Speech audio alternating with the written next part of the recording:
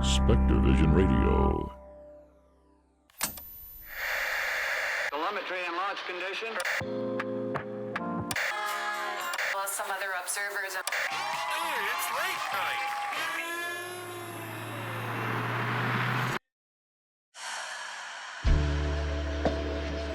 It's late night on the astral plane, where it's never too late.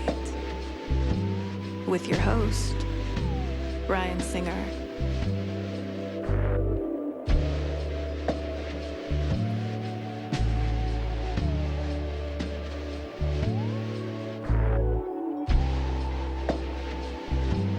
It's more fun to believe.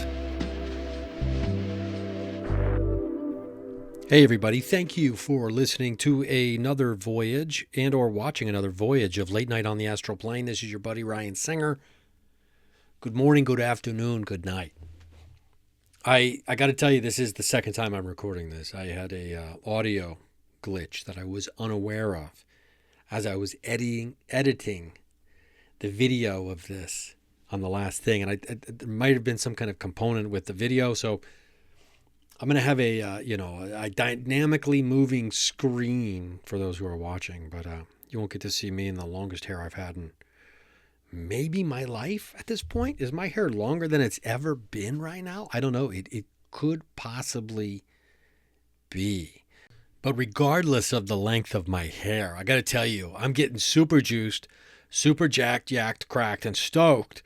And you know me, I'm a guy who I'm just... the moments of my life in which I'm awake, now that varies. That greatly varies. Sometimes I'm up at 7 a.m. Sometimes I'm up at noon. You just never know what's going to happen around here. But when I am awake for those 18 hours, 16 hours, whatever it is, I'm just in an endless cycle of getting jacked and then crashing. I'm a get jacked and then crash kind of guy. And so I'm trying to correct that. I'm trying to get out of that. So I'm not really on the caffeine in such a serious way as I used to be. I got to tell you, I don't drink energy drinks anymore, ever. Can't remember the last time I had an energy drink. It was 2025. I mean, we're only barely into February, I guess. But I used to drink those regularly when I would be recording podcasts at night. Like, it's nighttime. I'm recording. I like recording these at night. It's just something about the nighttime is the right time for recording paranormal podcast content, commentary, information, research, investigatory results. These are the things that I know to be true. Okay, I'm on one. I am on one. I'm drinking water and I'm on one tonight. It's because I recorded it and I can't use it. So now it's just like, well, now what are we going to talk about? I just assume you've already heard everything I already said, even though no one has. No, not even me, really. It was glitch in and out of the, that's what it sounded like. And I was like, I can't do this to people. I mean, it wasn't like that the whole time, but about every 2 minutes, every minute and a half, there was that happening. It was dropping out. And I was like, I can't do that to people. And you might be asking yourself, wow, Ryan, you actually edit and make sure you listen. Yeah. From time to time, I go the extra mile to try to provide quality content here for you. I want to talk about symbols. I'm so stoked about symbols. Spirals. Ooh. You know what? I have a Dictionary of Symbols by J.E. Serlo. And this was a book that just arrived in the mail today because a friend of mine had this book on their bookshelf. I looked at it, I opened it up, and the first thing I see is the word spirals. And I'm like, this book, I need this book. So now I have 3. I have the Herget Dictionary of Symbols, which is pretty small. It's close as you can get to be in a pocket size, but without it being that small, unless you got really long pockets. So, and I've also got an incredible The Book of Symbols, which I've read from in the past on this program. I love it. I mean, I did a book draw earlier and I got hermaphrodite. And the interesting thing about hermaphrodite is simultaneously being 2 things at once. I love this. Many of the ancient gods had hermaphroditism, if I'm saying that correctly. And I'm not sure I am, but we're just going to go with hermaphroditism.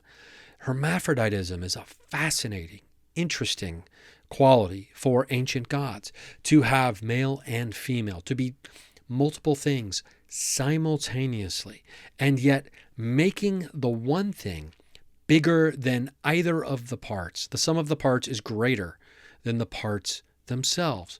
And you look at the Christian God. The Christian God was like, I'm a dude, and I get a woman pregnant with my seed magically. And it's like, okay, I see. We see where this is headed. We see where this is going, right? And so a major difference between the Christian God and some of the ancient gods, so some of these old Egyptian gods and things like that. So hermaphroditism, being two things simultaneously at once, very, very cool. Very, very fascinating. And it embodies a lot of the paranormal, embodies a lot of what we're dealing with over here in the woo-woo wild woods. The woo-woo wild woods? The woo-woo wild ones are in the woo-woo wild woods. The woodlands of the woo-woo. The woo-woo woodlands. Maybe I don't have to keep saying that. I don't. But I have continued. Because that's who I am as a person. Man, this reminds me of 2013, doesn't it? There's no way there's anybody who listened to this podcast back then still listening now. If you are, reach out to me. I'm going to send you gifts. Mostly energy. But yeah, so hermaphrodite was I did a book draw on the dictionary of symbols that arrived in the mail today. Just whenever you get a dictionary in the mail, which I don't know how often that is for you, but I get about one every 6 days. That's not true. How crazy would that be if I'm just like, I just can't stop buying dictionaries? There's a word for that. What is it? If there was only a way for me to figure out what that was. So I like to do a book draw whenever I get a dictionary in the mail. And hermaphrodite was what came up. And to me, that is such a great, great word for living a life in the paranormal. You can feel crazy and completely sane simultaneously, because basically at the heart of it, the symbolism of it is duality. And we're talking about the coexisting of two seemingly opposite things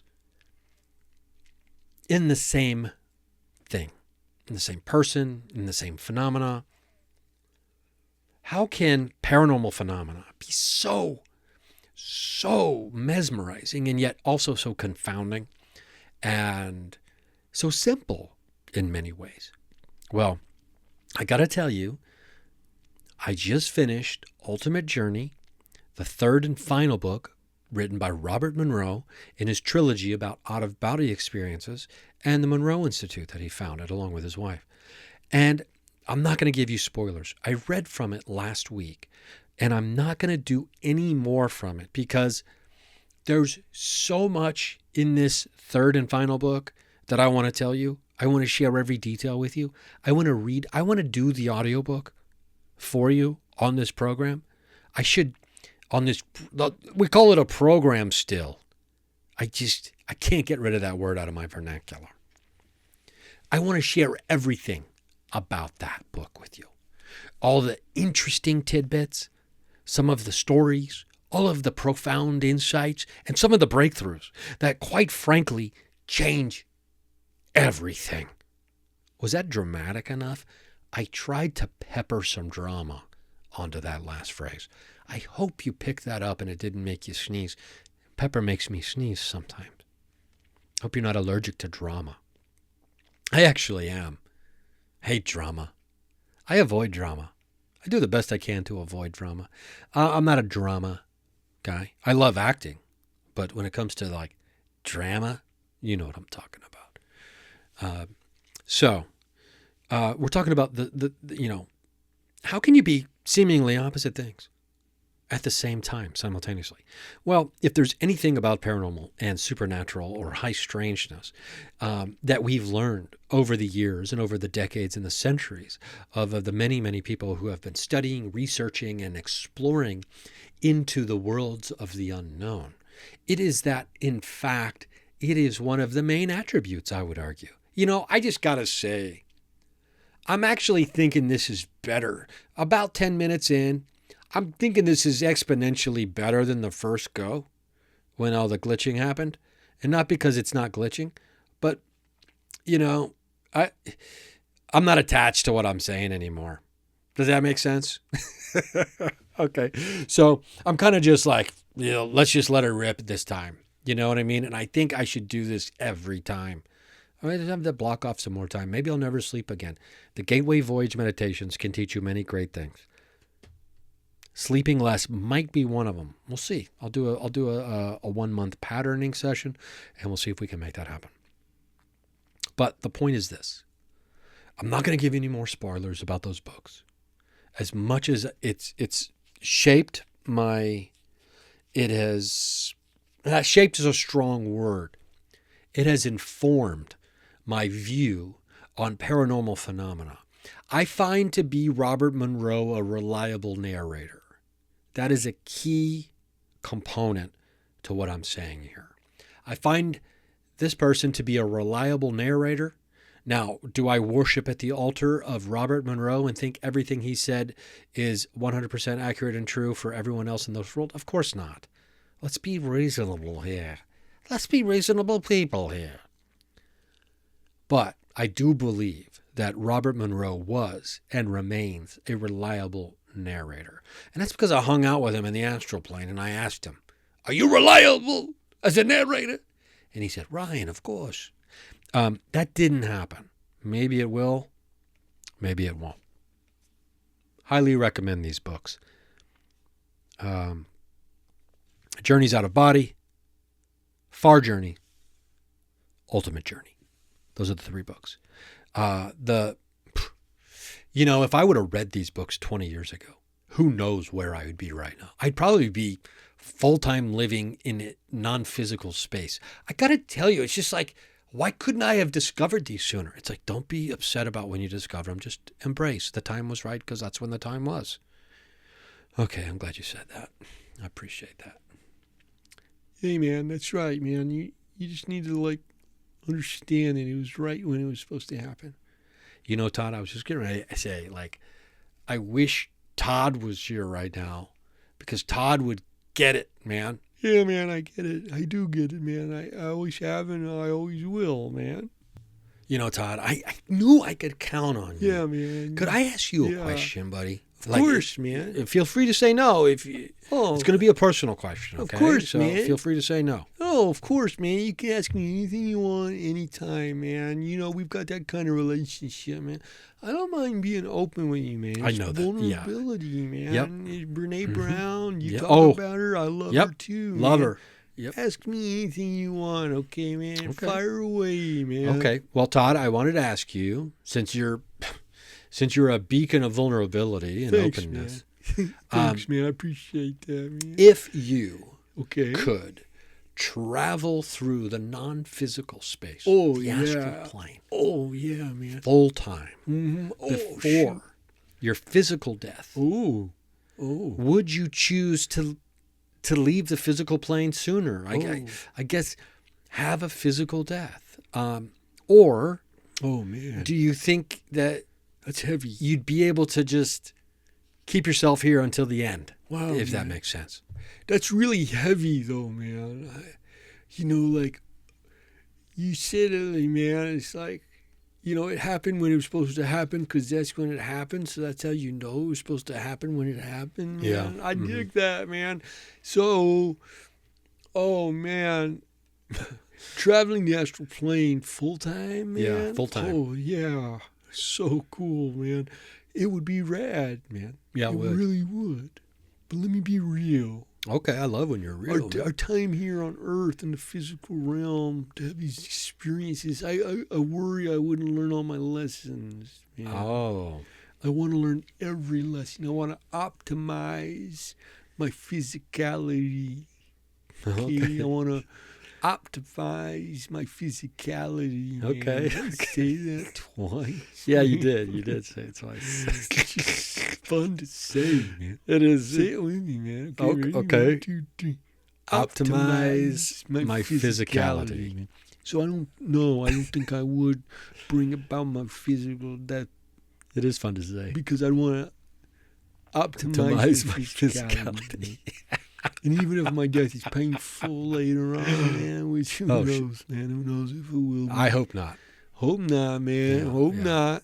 I hope not too. I like it, man. I dig it, man. There's lots of things I like to do in the physical plane, man. Yeah, that's for sure. You know what There's I mean? be things I'd miss. Buffalo cauliflower, man. Oh, those are delicious. Oh, man. Oh, man. Yeah, I'm with you on that. So, yeah, man. Good question, though. Oh, thanks. But I'm cool, man. I'm cool however it plays out, man. I'm going to sit back and watch the movie of my life. The movie? Sit back and watch the movie of my life. Oh, movie of your life. Okay. All right. Well, I appreciate it, buddy. Talk soon. Love you too, Todd. So that was Todd. Todd hadn't heard from me in a minute. That was good to hear from you. He pops in whenever he wants, you know. He's kind of got carte blanche in that way. But yeah, there's something interesting about, you know, choice and having agency. And, you know, energy with agency, we've talked about that before.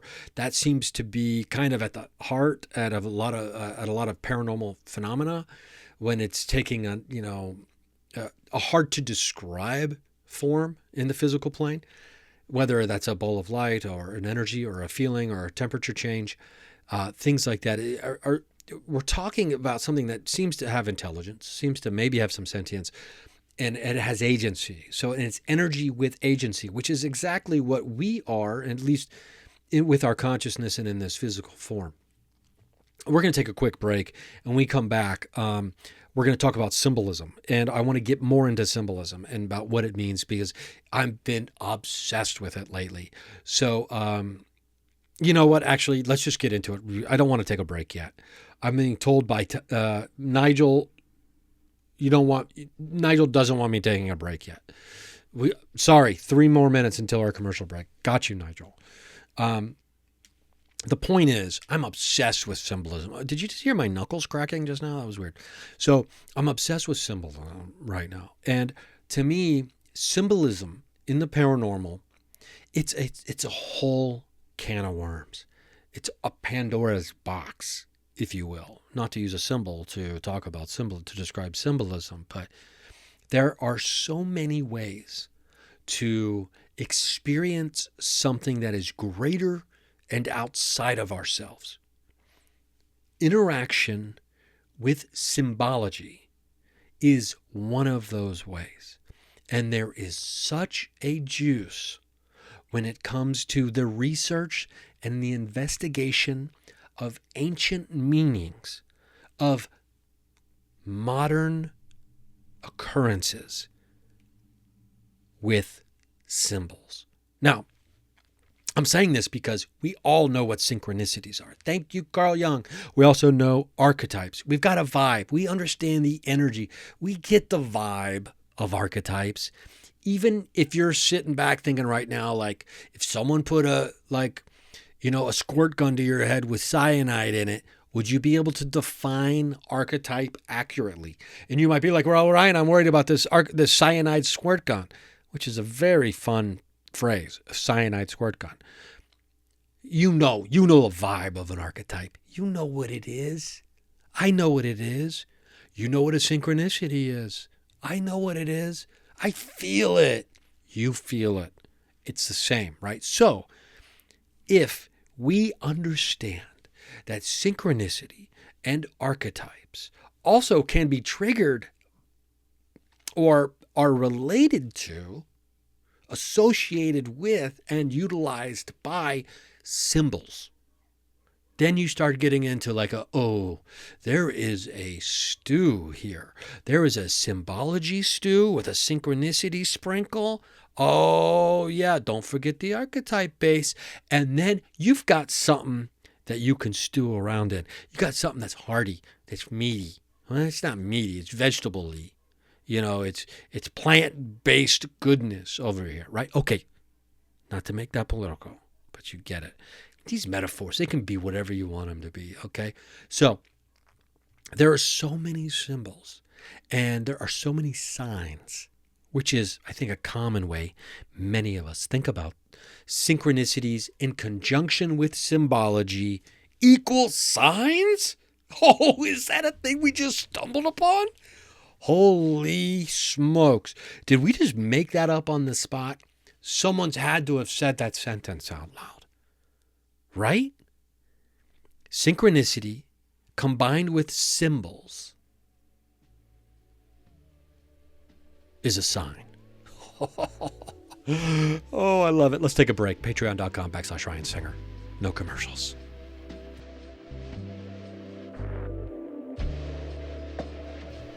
I need to remember this. Synchronicity in conjunction with symbols equals a sign. Wow. That's what a sign is. A sign is synchronicity combined with symbols. Symbolistic symbology. Wow. Okay. Let me tell you why. There's something about S's tonight that's driving me wild. I'm loving it, right? I'm like, I'm not going to say that. I was going to say I'm horny for the S sound right now. I just want to keep saying S over and over. Words that start with S. Spiral. Spirals. Big symbol in my life right now is a spiral. I went to a farmer's market over the weekend looking for spiral jewelry. Couldn't find any. Did find a really cool Tree of Life earring. Bought it.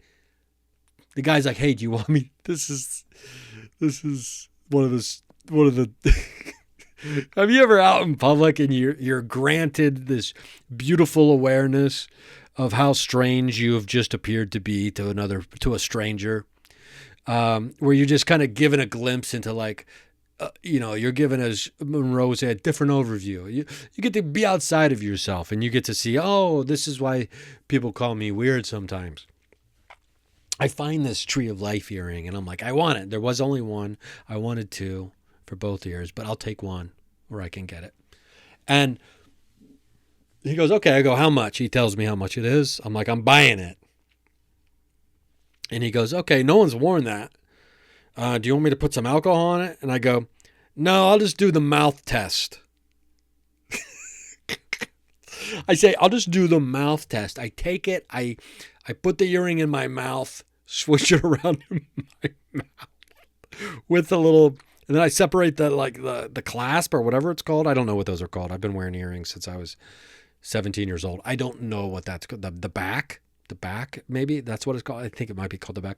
So I suck on those things, spit them into my hand, dry them off on my t-shirt, and I put the earring in my ear with the back. And he's just kind of like trying not to look at me, while he's like running my card or whatever. And then he gives me the card back and I'm like, I don't need a receipt, thanks. And he goes, okay. He just says like, okay. And I walk off and I just started like thinking to myself, what did I just say? I said, I'll just give it the mouth test. Something to that effect. I'll just do the mouth test or I'll just give it the mouth test, right? Either way, I said mouth test. As if that's a phrase that anyone has ever heard when it comes to disinfecting an earring before you pierce your body with it. Like, I'll give it the mouth test. I walked away just like wondering, like, why am I? And that's as I was walking away, and even in the moment right after setting it, I had instant awareness of just sounding like a maniac. Like, but I didn't. And I almost said, now think about it. I don't know why I said that. It doesn't make any sense. But hey, if you have to explain a joke, it's not funny. And if you have to explain a phrase you've made up on the spot that made a stranger think you're crazy, you're going to sound even crazier. Okay? So I'm just walking away thinking to myself, just give it the mouth test. I'll just give it the mouth test. And I'm just kind of like, now I'm kind of laughing a little bit by myself. It's, we all have these lives, right? And are you living your best life? Are you making up phrases enough to people out in the wild to make them question whether or not they should have heard something before? Because that guy's probably like, he's probably asking some friends later, like, hey, have you ever, when it comes to like disinfecting something or cleaning something off with like alcohol or hydrogen peroxide or whatever, I think you can use that, right? Because I got home, I did hydrogen peroxide myself. And the hole in my ear, my piercing did have like blood in it. So it's like, I started to worry that the mouth test didn't do the trick. But I got tetanus. Anyway, so he's probably later. He's like, hey, I got a question. You know when you disinfect something? Yeah. Have you ever heard someone call it the mouth test before? When they're just like, put something in their mouth to clean it off real quick? Have you ever heard it called, I'll give it the mouth test? And his friends are like, what are you talking about? Why would you even ask me this question as if the answer would be yes? You know, you might as well just ask me, hey, you know when you eat a banana, have you ever like eaten it through your ear? The friend would be like, what are you even asking me? Why would you even ask me? Like the answer might be yes. It's the same thing. But we're going to start it. Give it the mouth test, okay? Start using that. It'll do me a big favor because then, you know, I don't know, 15 years from now, maybe that guy will be like, oh, that is a thing. That guy who I don't know his name and probably have never seen him again wasn't crazy. He just doesn't know how to properly use words to explain the thing he's going to do. And here we are. What was I talking about? Symbols, signs, synchronicity, spirals. I love spirals. Spirals are showing up.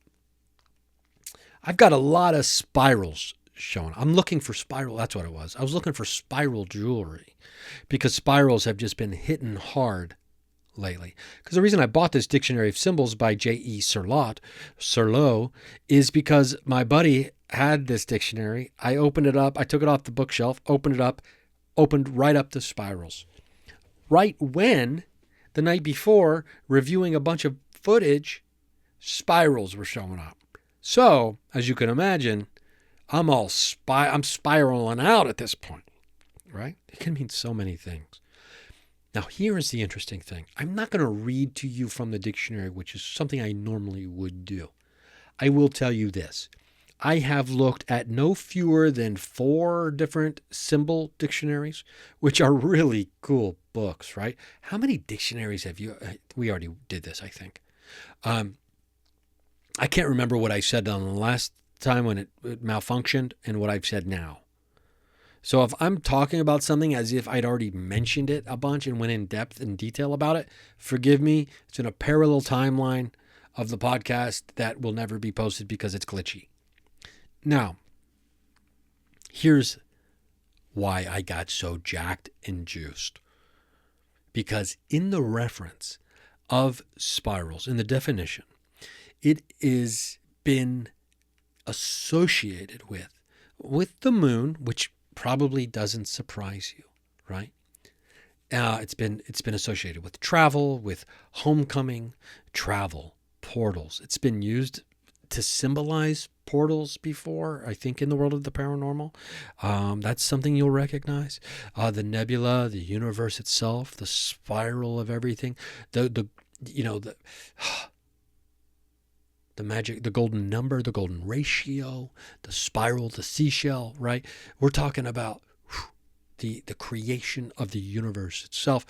But here's where we got really juiced and jacked. With association with the moon and lunar animals. Now, when you take that part of the definition, the moon and lunar animals, in conjunction with the potential of being representative of a place of travel, you've got Sasquatch coming through portals. Am I crazy over here? Don't answer that. I'll put you to the mouth test. Wait, what? I will not put you to the mouth test. I will. Now, who knows what I just said? I don't know what I just said. The point is, most squatchers would tell you that Sasquatch, Bigfoot, Oma, Nanatuk, we can talk about that. Oh my God. Don't get distracted, Ryan. Would tell you that the skunk ape, this creature that is so elusive and that we love and adore, is nocturnal. Now, why is Patty from the Patterson-Gimlin film, almost 60 years ago, I think, is that right? Or over 60, 70 years ago now? 60 years ago. Why is Patty during the daytime? The greatest footage that we have ever to this day gotten, which has not been debunked, still stands up. The greatest footage that we have of this creature, and also on the Yellowstone National Park security cameras, also some really fascinating Sasquatch footage, potentially. Daytime. We're talking about daytime action. So if old Sasquatch is nocturnal, that doesn't mean that they're never up during the daytime. I get it, because rabbits are nocturnal as well, but you see them out during the daytime. But it begs the question, what's going on here? You hear a lot of the stories and accounts of people like during the daytime hearing whoops and strange things in the woods during the daytime. That is not night. We get that. We understand that. Ryan, thank you for explaining that daytime is not night. Am I on one or what tonight? Oh, God, I'm so glad Todd popped by and said hi. Anyway, I'm with Todd, by the way. You want to live this physical life as long as you can because it's the only one you get. And you got to try to optimize, right? What did he say? Optimize something? Optimize the physical, or what did he say? Anyway, so yeah, it's nocturnal. A lot of people will call it nocturnal. So, and some of these other creatures of the night in general, I mean, that's such a fun phrase, right? Creatures of the night. Paranormal creatures is what I should be saying. Typically are considered to be creatures of the night, nocturnal. So what we have here is we have a symbol that potentially represents a thing of travel, an area of travel right by where we believe a portal is. And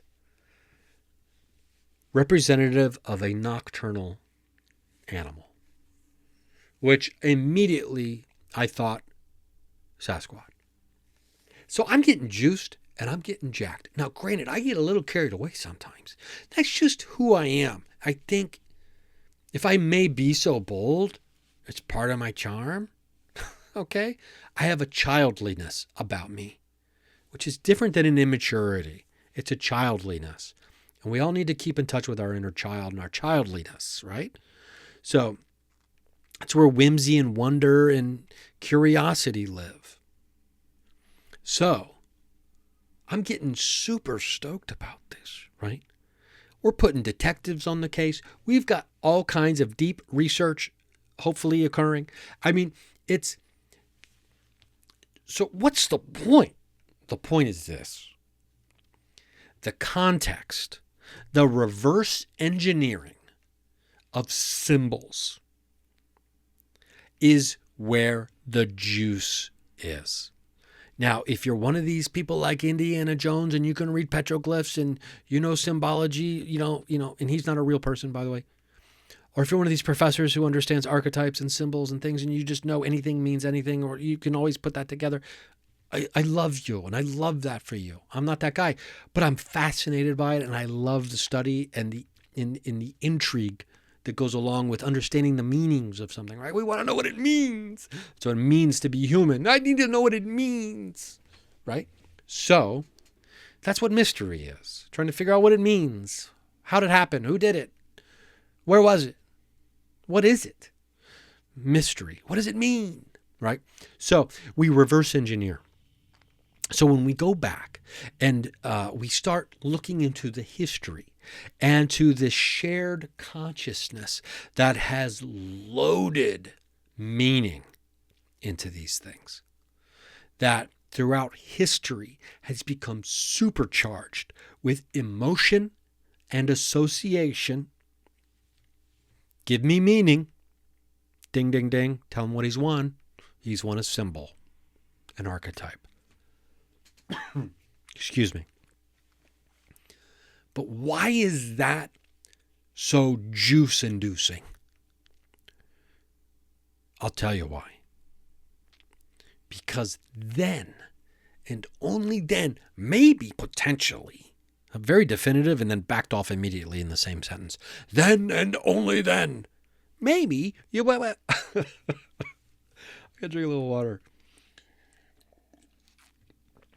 Then and only then, maybe, can we move the conversation forward. Right? When we seek the paranormal, John Keel is famous, and we bastardize his direct quote all the time. When you look at it, it looks back. When you look into it, it looks into you. Maybe we can continue the conversation. And isn't that what investigation is? Isn't that what initiation is? Isn't that what being alive is about? A conversation. Our physical body is having a conversation with our environment constantly. It's acting, it's reacting. The inputs and the outputs, whatever you want to call it, everything is a conversation. So, when you are in the moment of a paranormal experience, whether it's spontaneous or purposefully sought after, like an investigation would be, things are moving too fast to be able to deeply process everything that's occurring. It is after the fact, in retrospect, when we deep dive into the research component of the experiences we were having, that we now can start sifting through the emotions, understanding the associations, and defining potential meanings, uncovering potentialities. That then gets dumped into our language box, our toolkit of communication. And we go back, and now we are equipped with that information, which in the moment previously, there was no way for us to be able to accumulate or ascertain all of it. And now we have that. So now we use that to inform our side of the conversation moving forward. Oops, hit the mic. Sorry. A good example of this is you think you're interacting with an intelligence from a certain star system. After the fact, you can go back, you can check all the maps, you can do all the thing, you can see where you were, you know exactly where you were looking, and you know, okay, now you know the star. If you don't know the exact star, you know the general kind of area, right? And then you go back and you can start saying, hey, this is what I know about you from our last conversation. This is information I've obtained. Let's keep this going. And then boom, they respond like, oh, good. Okay, so you're in this conversation with me. You understand what I'm saying. That is what is extremely exciting to me when it comes to interacting with the paranormal, the supernatural, the high strange, or the phenomena, whatever it might be, consciousness in general. So we can continue the conversation, and we can move past the opening salvos, the greetings. And what are the greetings? We're going to talk about the big greetings when we come back from our last break. Because I'm going to tell you, there's maybe five big greetings in the world of squatching, Bigfooting. I might take some guff for this, but I'm here trying to condone the continuation of the conversation outside of the original opening salvos. Can we move past these? Can we? And how do we move past those to get to a deeper conversation? We're going to try to figure that out when we get back from this last break. Thank you to Paranormal Corp for keeping the lights on around here. I mean, they're making everything. They're even getting into regular household items, not just paranormal. Patreon.com/Ryan Singer. $3 a month, no commercials ever.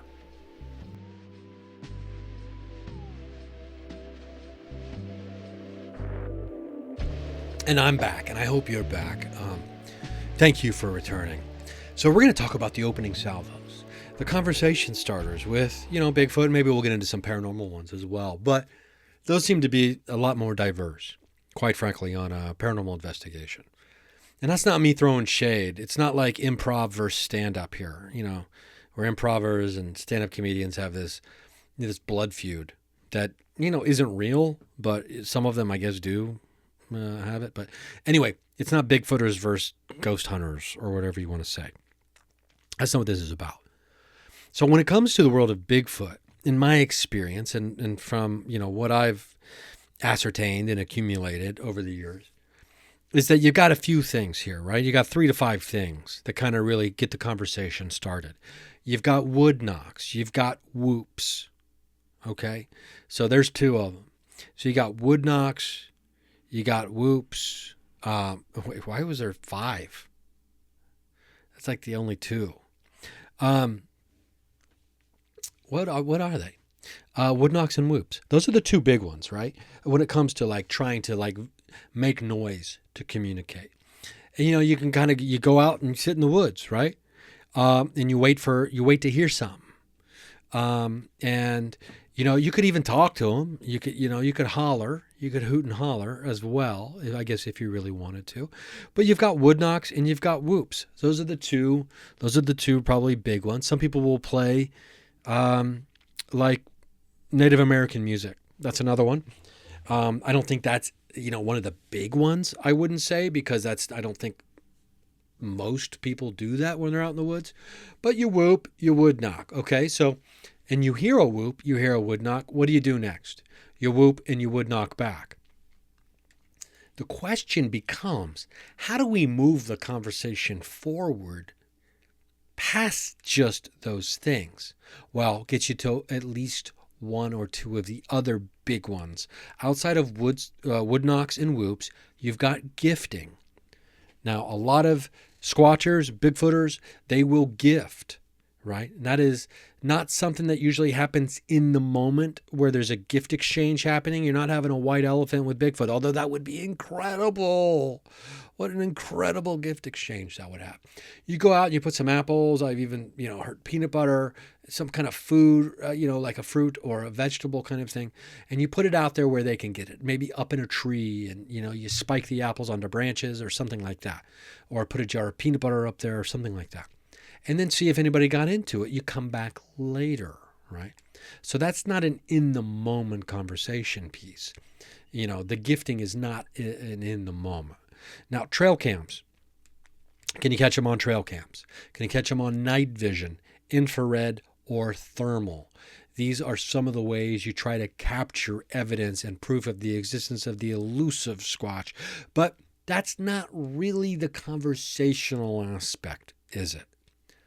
Here's one of the other big ones. You've got wood knocks, you've got whoops, you've got gifting, and you've got structures, okay?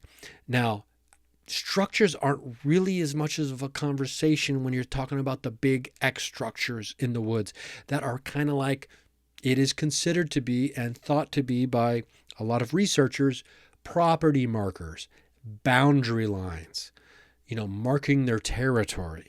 Like, don't come through here. This is my house. It's like, walking through someone's front gate at their lawn in Florida. Let's just hope Bigfoot doesn't believe in stand my ground law. Okay. There's no way Bigfoot would ever vote for Ron DeSantis. Anyway, so let's talk about think smaller. Think smaller. Because Ron DeSantis doesn't give a shit about the environment, in case you were wondering why I said that. So think smaller structures. Now we're talking about stick symbols, stick letters commonly found in Squatch areas, like the letter A made with 3 sticks, or maybe 1 stick that has like a branch on coming out the side of it. That is like the anarchy A. Imagine that in your mind. Don't you want to imagine the anarchy A in these days? Now, other letters as well. We had something we were calling the Ya sticks, but mostly to me, it's the A, right? When I see the A, I get super, super excited. Now it's a symbol. That is it symbolizes a letter. It is a letter. It represents a letter. It represents language, which is used in communication. That's what's really cool about finding a stick structure that is a letter. So you've got whoops, wood knocks, stick structures, like letters specifically, or other symbols, maybe like an infinity symbol, or maybe even a spiral, something carved into the ground, potentially.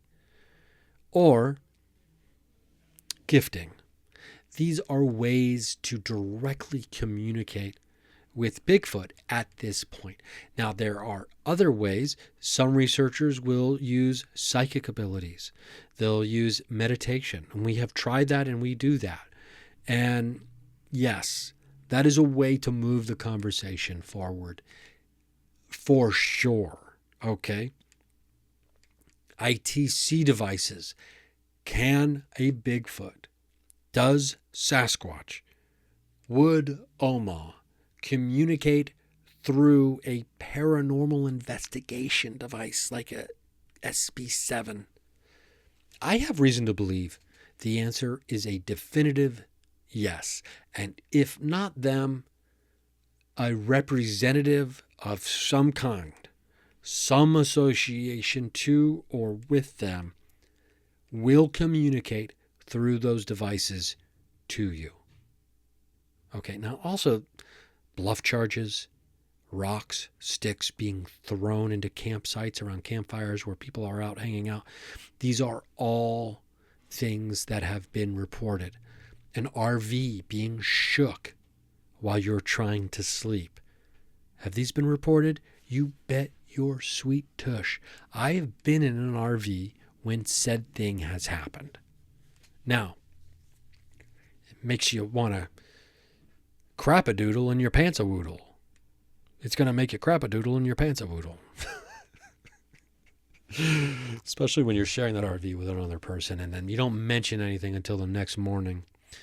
And you mention to them, wow, I didn't realize how unstable the RV was because I guess you got up to go to the bathroom because the whole thing was shaking back and forth, even though I didn't hear you walking to the bathroom. And they said, no, I thought that was you.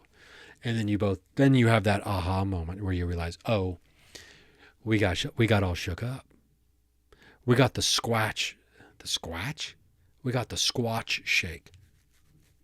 We got shook by a squatch. We got squatch shook. What's better, the squatch shake or squatch shook? I think we got squatch shook is probably better. I just made that up just now, so bear with me, okay? We're just going to put this up on blocks and workshop it and see how it takes. And maybe it doesn't take. Maybe we'll never say it again. But you know what we got to remember? What was it? Symbols plus synchronicity. Synchronicity plus symbols equals a sign. We got to remember that. That's gold. I actually believe that. So I bet Robert Monroe would believe that too. My reliable narrator, Robert Monroe. So, yeah. So that's what is super interesting to me, is symbols are more than just representative of some archetypal idea or motif or thing. They are invitations to conversation. They are representative of conversation actually happening. In my mind, in my opinion, I believe that is true. So when you go back and you research and you try to dig it into the meanings and the archetypes and all this other kind of stuff in the history, now can you figure out maybe what they were communicating to you? That's the rub. Can you figure out what they were saying? And if you can, then you got a shot. I mean, and by the way, when I say if you can, that is, what's the word I'm looking for? Relative, okay? Because maybe you do, maybe you don't. And maybe bringing it back to hermaphrodite, which was the word I pulled from the dictionary and the book draw, maybe the answer can be two opposite things simultaneously. There can be many. There can be a multiplicity, which is also a word associated with hermaphroditism. Maybe there is a multiplicity of answers that are possible, like a choose your own adventure book from back in the day. There's many different paths now you can take through your, research in after the event, and let one of those inform your research moving forward. And maybe none of them are wrong. Simultaneously, they're all right, even though they're all different. That's interesting to think about, for sure. How do we get the conversation going? Because we need to get past just the whoops and the knocks and the gifts. Let's get to the bare tacks of this. What's going on? Give me the meaning of the universe, Bigfoot. I don't think that's too much to ask. I've had a great time. I've never been more happy that there was a technical glitch while recording a podcast. And I really hope it didn't happen on this one. We're going to go back and listen, make sure, because I had a hell of a time. I had a good time. I hope that translates to you also enjoying this. And got some great conversations coming your way. Can't wait to bring those to you here in the very, very near future. And remember, there's obstacles in all of our paths. We can overcome anything, right? Get into the Gateway Voyage meditation program. If there's one recommendation I could ever make. And, watch it unlock your psychic abilities. And watch it make you just feel more connected to the universe and the consciousness that surrounds each and everything and everyone in this world and all the other worlds combined. I just can't recommend it enough. I've been enjoying it for a year and a half now. So, okay, I love you. I hope you love yourself. Take care of yourself. I've got some shows. I'll be announcing them soon. They're on the books. I'll be on the road this summer. Can't wait to share updates on some other projects as well. But in the meantime, just remember, it's never too late over here. And if I don't see you at a live shows, maybe somewhere in Los Angeles or something like that, I'll just see you at the watering hole on the astral plane.